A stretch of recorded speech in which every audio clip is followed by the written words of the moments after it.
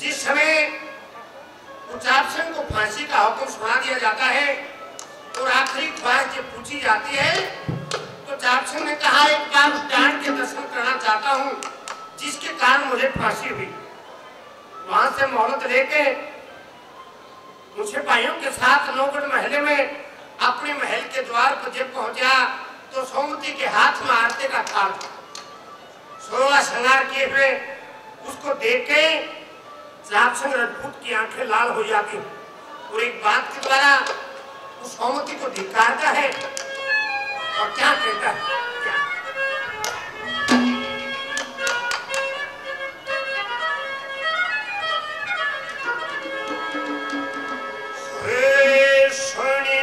सोमवती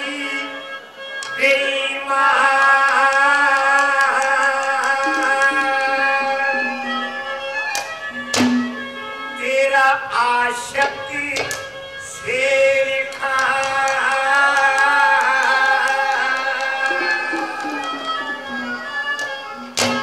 सुन सोमवती बेईमान तेरा आशिक शेर खान धरती में गड़ गया रे जब चलता सुयान आगे साथ पता के दिल तोरे मौके जल गट गया रे जब पूछे मुझे बोल तेरा बदनामी का ढोल तो सारे कट गया रे